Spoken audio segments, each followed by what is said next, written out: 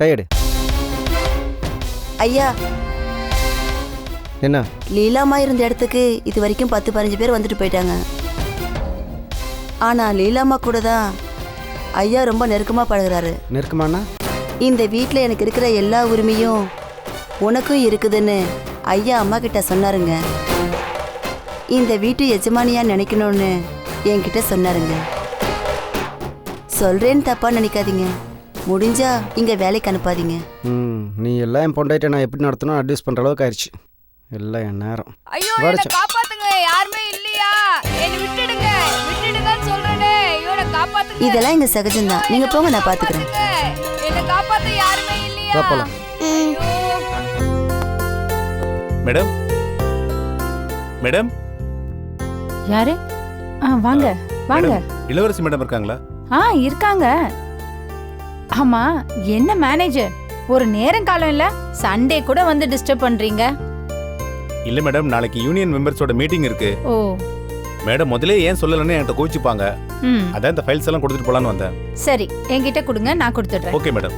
Thank you madam. By.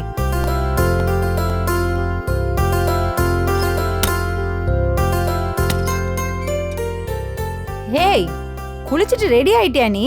இந்தா, manager வந்து இந்த ஃபைல்ஸ் எல்லாம் கொடுத்துட்டு போனாரு. நாளைக்கு ஈவினிங் யூனியன் மீட்டிங் இருக்காமே. ஆமா, ஆபீஸ் கம்பெனின்னு என் வாழ்க்கையை நான் கோட்டை விட்டுட்டு நிக்கிறேன். ஏய், நீ மகா கம்பெனி எடுத்து நடத்துறது பெரிய சாதனை இளவரசி. சாதனை என்ன சாதனை? என் வாழ்க்கையே பெரிய சோதனை அல்ல இருக்கு. இதுல சாதனை ஒண்ணுதான் குறைச்சல். எனக்கு வர கோவத்துக்கு நேரா அமெரிக்கா போய் அவங்க 2 பேரையும் இழுத்துட்டு வரணும் போல இருக்கு. நீ இப்படி ஆத்திரப்பட்டு என்ன பிரயோஜனம்? நீ இவ்வளவு ஆத்திரப்பட என்ன காரணம்? ஒருவேளை மகாவும் சுப்பிரமணி சாரும் அங்கேயே செட்டில் ஆயிட்டாங்கன்னு நீ பயப்படுறியா?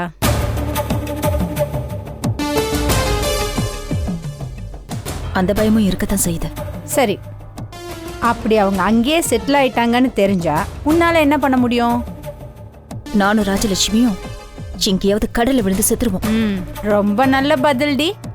ரொம்ப படிச்சவ, உலகம் தெரிஞ்சவ, இத்தனை கஷ்டத்தையும் கடந்து வந்தவ, எத்தனையோ பிரச்சனைய கருங்கல்லா நின்னு தாங்கினவ.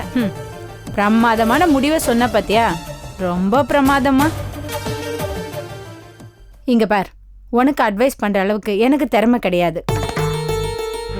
ஆனா ஒண்ணு மட்டும் தெரிஞ்சுக்கோ, நீயாவது அடிக்கடி ரிப்பேர் ஆயித்தான் நிக்கிற. ஆனா நான் சரியான ஓட்ட உடசல், அது உனக்கே நல்லா தெரியும். என்னால யாருக்கும் மட்டும் இல்ல, எனக்கே எந்த பிரயோஜனமும் இல்ல. ஆனா நானே இது வரைக்கும் தற்கொலையை பத்தி நினைச்சதே இல்லை இளவரசி. எவ்வளோ பிரச்சனை வந்தாலும் நான் கையை காலை உதச்சிக்கிட்டு இந்த ஊருக்குள்ள தெரிஞ்சிட்டு இருக்கலையா? அப்படியே இருந்தேன்னா துரு பிடிச்சு போயிடுவேணும்னு தான் நான் இப்பெல்லாம் துருன்னு பேசிட்டு திரியிறேன். வாழ்ந்து காட்டுறதுல தாண்டி பெருமை இருக்கு, செத்து காட்டுறதுல இல்ல. வேஸ்டா போற பொருளா இருந்தாலும் அதை கூழாக்கி மறுபடி ரீசைக்ளிங் அப்படின்னு விடுறாங்க. அது ஒரிஜினலை விட ரொம்ப நல்லா இருக்கு. வாழ்க்கையும் அப்படிதான். ஒரிஜினலா நாம வேஸ்ட் ஆயிட்டோம்.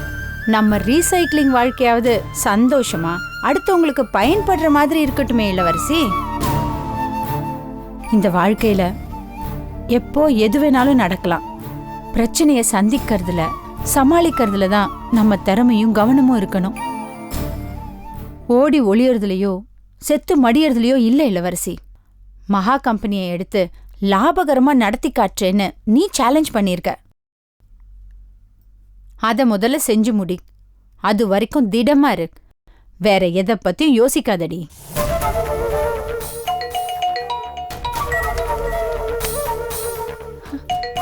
ஏய், யூஎஸ்ல இருந்து போன் ரீ. இரு. சொல்லுங்க தாரணி. ஆமா, அப்படியா? எங்க? உங்களுக்கு நல்லா தெரியுமா? நம்பகமான தகவல் தானே? ஆமா, ப்ளீஸ் நீங்க அதை மட்டும் இன்னொரு வாட்டி கிராஸ் செக் பண்ணி சொல்றீங்களா? சரி, நீங்க எப்ப இந்தியா வரீங்க? வாங்க, கண்டிப்பா நம்ம மீட் பண்ணலாம். அதான் நான் உங்க பேர் தான் சொல்லியிருக்கேனே, மகாலட்சுமி. நாங்க மகான் கூப்பிடுவோம். அவர் பேர் Subramani. Correct. Okay, thank you so much Dharani. Thanks a lot. யாரு? என் ஃப்ரெண்டு ஒருத்தி யூஎஸ்ல இருக்கா. அவ மூலமா அமெரிக்கால இருக்க இந்தியன் எம்பசில விசாரிக்க சொல்லியிருந்தேன். மகா ட்ரீட்மெண்ட் பண்ண ஹாஸ்பிட்டலையும் போய் பார்க்க சொல்லியிருந்தேன். என்ன சொன்னாங்க? சுப்பிரமணி மகா 2 பேரும் இப்ப நியூ ஜெர்சில இருக்காங்களாம். New Jersey? அங்க? அதுவும் அங்க கரெக்டான அட்ரஸ் இன்னும் தெரியல. இவளே இப்பதான் நியூ ஜெர்சின்னு கண்டுபிடிச்சிருக்கா. அவளை அங்க போய் விசாரிக்க சொல்லியிருக்கேன். அவ விசாரிச்சுட்டு தகவல் கொடுக்கறேன்னு சொல்லியிருக்கா. நியூ ஜெர்சில தான் இருக்காங்களா? அதான் இப்போ தெரிஞ்சு போச்சுல்ல. அவங்க நியூ ஜெர்சில இருக்காங்க. யூஎஸ்ல மகாவுக்கு சொத்து வீடெல்லாம் இருக்குல்ல, ஒருவேளை அதெல்லாம் டிஸ்போஸ் பண்ண போயிருப்பாங்க. இல்ல அங்க ஏதாவது வேலை இருந்திருக்கும். நீ எல்லாத்தையும் போட்டு குழப்பிக்காத, சரியா? நாளைக்கு மீட்டிங் இருக்குல்ல, அந்த வேலையை பார். ம்.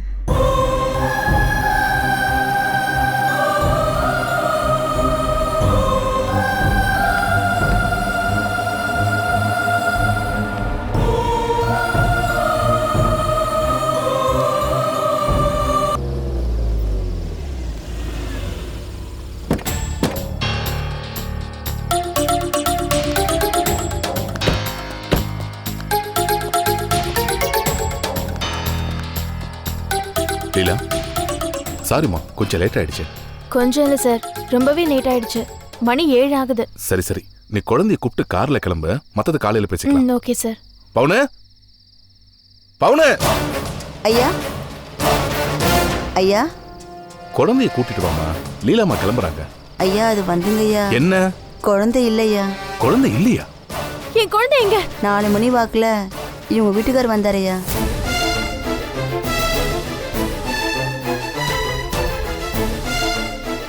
லீலாம்மா எங்கன்னு கேட்டாரு. நீ என்ன சொன்ன? நீங்க 2 பேரும் வேலை விஷயமா வெளியே போயிருக்கீங்கன்னு சொன்னேன். அதுக்கு அவரு குழந்தைய தனியா விட்டுட்டு எப்படி அவ போலான்னு சத்தம் போட்டாருங்க. தனியா எங்க விட்டுட்டு போனோம்? அதான் துணைக்கு நீ இருந்தல. சொன்னீங்க ஐயா. அதுக்கு என் மேல கோச்சிக்கிட்டு என்ன திட்டினாரு. குழந்தைய கூட்டிக்கிட்டு அவர் கிளம்பிட்டாரு. நான் குழந்தைய அனுப்ப மாட்டேன்னு தான் சொன்னேன். என்ன போலீஸ் ஸ்டேஷனுக்கு கூப்பிட்டாரு. ஐயோ போச்சு, இப்போ நான் என்ன சார் பண்ணுவேன்? என்னை திட்டிட்டு குழந்தைய கூப்பிட்டு போயிட்டாரியா. சரி நீ போ.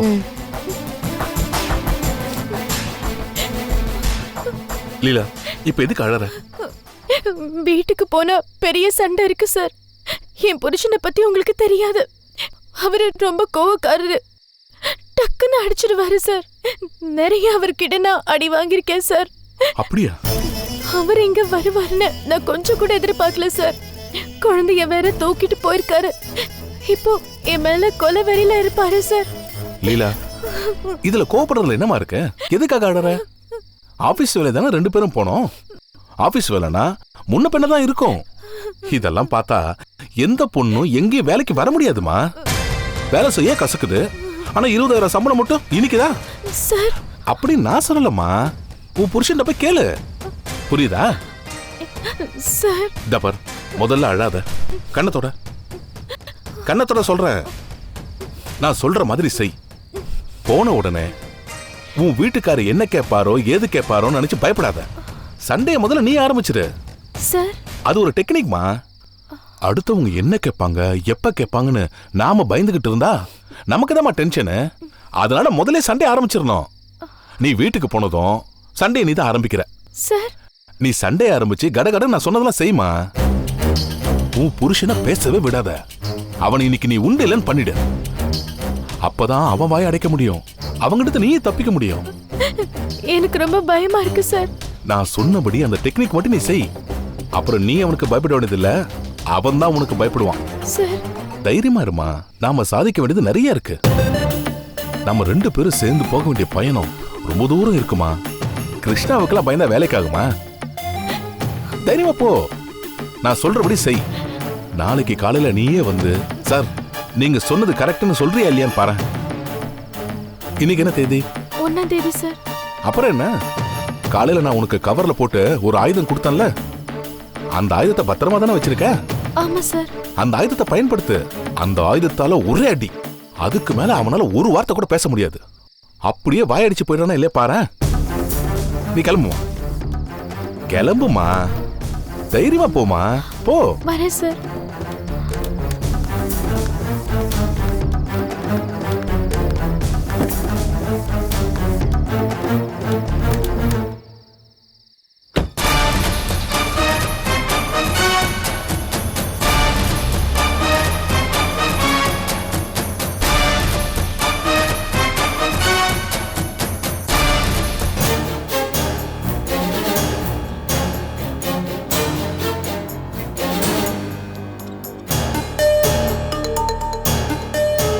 வரட்டும், உண்டு இல்லைன்னு பண்ணிடுறேன்.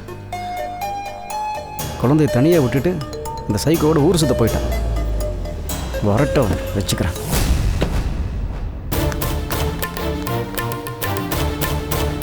தர்ஷினி, ஏய் நில்டி. நான் எதுக்கு நிக்கணும்? என்னடி?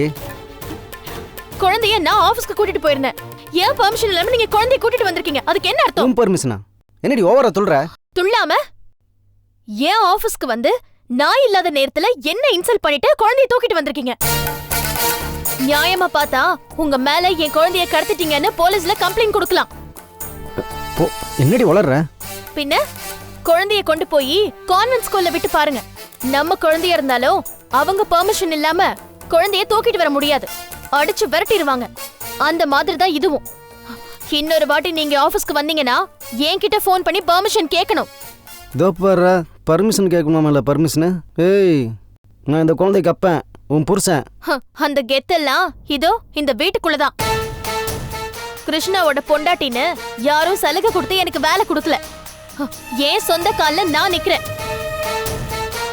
லீலான்னு ஏன் பேரு சொல்லி தனி ஆளா நின்று இந்த வேலையை நான் வாங்கியிருக்கேன். ஓ, அந்த திமிரில் தான் இவ்வளோ நேரம் பேசிட்டு இருக்கியா? இது திமிர் இல்ல, தன்னம்பிக்கை. உன் தன்னம்பிக்கை தூக்கி குப்பத்தொட்டியில் போடு. ஏண்டி, குழந்தைய வீட்டில் தனியாக விட்டுட்டு நீ பாட்டுக்கு அந்த ஆள்கிட்ட ஊர் சுத்த போயிட்ட. குழந்தைக்கு ஏதாவது முதல்ல நிறுத்துங்க. என்ன, நான் ஊர் சுத்த போனேனா? நீங்க தினம் எவ கூட ஊர் சுத்த போறீங்க? ஏய், நான் என்னடி பேசுற? நான் ஃபுல்லாக ஜெராக்ஸ் கடைக்குள்ள நான் உட்காந்துட்டு வரேன். உங்க வேலை கடைக்கு உள்ள, என் வேலை ஆபீஸ்க்கு வெளியில. அதுக்காக நான் ஊர் சுத்த போறேன்னு சொல்லலாமா? அந்த வார்த்தையை சொன்னதுக்காக நீங்க என்கிட்ட மன்னிப்பு கேட்டே ஆகணும். முடியாதுடி. இப்ப நீங்க சொன்ன வார்த்தைக்கு மன்னிப்பு கேட்கல, நான் என் குழந்தைய தூக்கிட்டு எங்க அக்கா வீட்டுக்கு போயிட்டே இருப்பேன். ஐய் நில்லு. இப்போ என்ன நடந்துச்சுன்னு உங்கள் அக்கா வீட்டு குழந்தைய தூக்கிட்டு போறேன்னு குதிக்கிற? எதுக்காக கோவப்படுற? கஷ்டப்பட்டு வேலை செஞ்சுட்டு வர பொண்டாட்டிய ஊர் சுத்திட்டு வரியான்னு புருஷன் கேக்குறான். இதை விட கேவலமா யாரும் இன்சல்ட் பண்ண முடியாது. இந்தாங்க.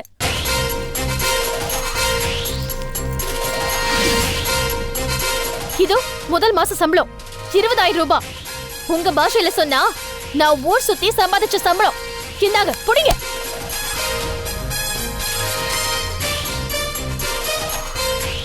அது வந்து நான் அந்த அர்த்தத்தில் சொல்லல லீலா. நான் என் புள்ளையோட போறேன், நீங்க என் பணத்தோட இருங்க. ஐயோ லீலா, நான் அந்த அர்த்தத்தில் சொல்லல, சாரி. நானும் என் முதலாளியும் முக்கியமான அரசு விளம்பர சம்பந்தமா வேலை விஷயமா செக்ரட்டரியேட்டுக்கு போயிருந்தோம். அங்க மினிஸ்டர் வெயிட் பண்ண வச்சுட்டாரு. எப்படி நாங்க வர முடியும்? நீங்க என்ன சொல்றீங்க நான் ஊர் சுத்த போனேன்னு? ஐயோ லீலா, ஏதோ தெரியாம சொல்லிட்டேன், மன்னிச்சிடு. குழந்தைய என் கூட கூட்டிட்டு போறதுல என்ன தப்பு இருக்கு? நீங்க கடைக்கு போயிடுறீங்க, நான் வேலைக்கு போறேன். குழந்தை தனியா இருப்பாளா? எத்தனை நாளைக்கு அக்கா வீட்டுல விடுறது? ஐயோ லீலா, அதான் சாரின்னு சொல்லிட்டேனே. இந்த மாசம் உங்களுக்கு எவ்வளவு சம்பளம்? ஆரம்பிச்சிட்டா. 10,000 ரூபாய் கூட வரல. ஆனா நான் 20,000 ரூபாய் கொண்டு வந்து கொடுத்துருக்கேன். நயா பைசா எனக்காக நான் எடுக்கல. என்ன பார்த்து ஊர் சுத்தின்னு பட்டம் கொடுக்க உங்களுக்கு எப்படி மனசு வந்துச்சு? நல்லா இரு கிருஷ்ணா, நான் உன்னை மனசார வாழ்த்துறேன். நீ நல்லா இரு.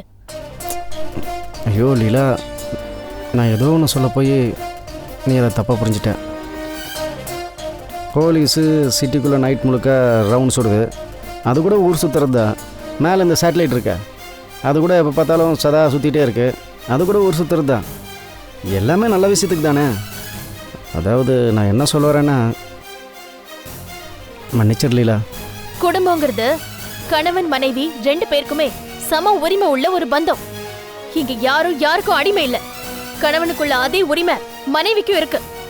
காரணம் இல்லாம ஒருத்தர் சந்தேகப்படக்கூடாது. தைரியமான ஆம்பளைங்க, நேர்மையான ஆம்பளைங்க, மனைவிய நேசிக்கிறவங்க, இவங்கெல்லாம் மனைவிய சந்தேகப்படவே மாட்டாங்க.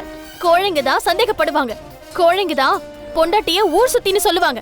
ஐயோ லீலா, அதான் மன்னிச்சிடுன்னு கேட்குறேனே. இது நல்லா இருக்கு. தப்பு செஞ்சதெல்லாம் நீ, ஆனால் நான் மன்னிப்பு கேட்கணும். அதான் கேட்குறேனே இவ்வளோ தடவை, மன்னிச்சிடுன்னு. ஒரு வேளை ஒரே அடி உன் காலில் விழுந்து மன்னிப்பு கேட்கணும்னு எதிர்பார்க்குறியோ என்னமோ. இவ்வளோ தூரம் கேட்குறானே. சரிங்க, நான் உங்களை மன்னிச்சிட்டேன்னு ஒரு வார்த்தை வாயில் இருந்து வந்ததா? எல்லாம் என் நேரம். ஏதோ வாய் தவறி ஊர் சுற்றுறேன்னு வாயில் இருந்து வந்துருச்சு. அதுக்காக இப்படியே பொரட்டி அடிப்பேன். எத்தனை நாள் நீங்க நிஜமா ஊர் சுத்திட்டு வந்திருக்கீங்க? சொல்ல போனா நீங்க தான் நிஜமான ஊர் சுத்தி. நான் என்னைக்காவது ஒரு நாள், ஒரே ஒரு நாள் உங்களை ஊர் சுத்தின்னு ஏன் வாயால நான் சொல்லிருப்பேனா? சொல்லுங்க. அதே இப்போ சொல்லிட்டே இருக்கேன் 3-4 தடவை ஊர் சுற்றின்னு. ச்சீ, உங்களை திருத்தவே முடியாது. என் மூஞ்சிலேயே முழுக்காதீங்க. இனிமே இந்த வீட்ல நீங்க யாரோ நான் யாரோ. ஏய் லீலா,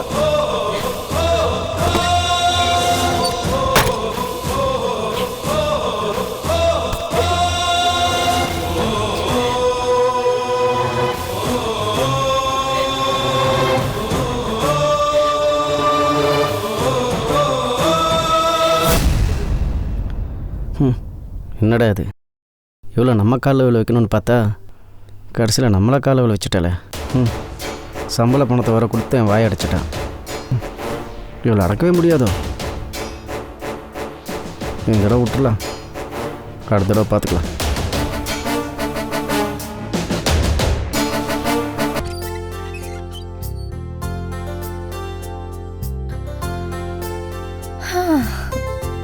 பரவாயில்ல ஜெயந்தி, என்னோட வேகமாக தான் ஓடுற. அதெல்லாம் ஒண்ணும் இல்ல, நீங்க தான் எனக்காக வேணும்னே ஸ்லோவா ஓடி வந்தீங்க. ஆம், ஸ்கூல் டேஸ்ல நான் தான் ரன்னிங் ரேஸ்ல ஃபர்ஸ்ட் ஓடி வருவேன். நீ மட்டும் தான் தனியா ஓடுனியா? சும்மா இருங்க. இன்னைக்கு ரொம்ப தூரம் ஜாக்கிங் போயிட்டு வந்துட்டோம். டைம் ஆயிடுச்சுங்க. கௌசல்யா பசியோட இருப்பா. நான் போய் சமைக்கிறேன். ஆ,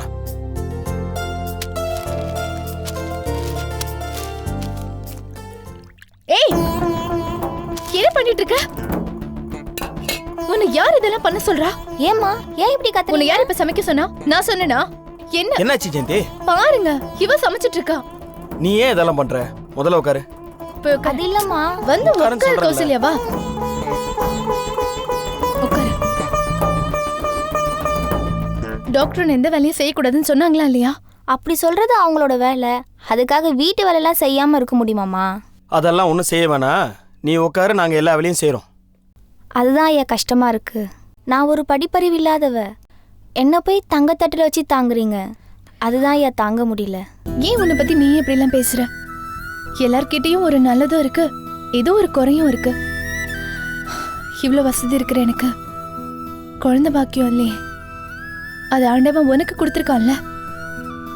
அப்போ நீ பெரியவளா நான் பெரியவளா? ஜெயந்தி சொல்கிற மாதிரி பெரியவங்க சின்னவங்கன்றதெல்லாம் கிடையாது.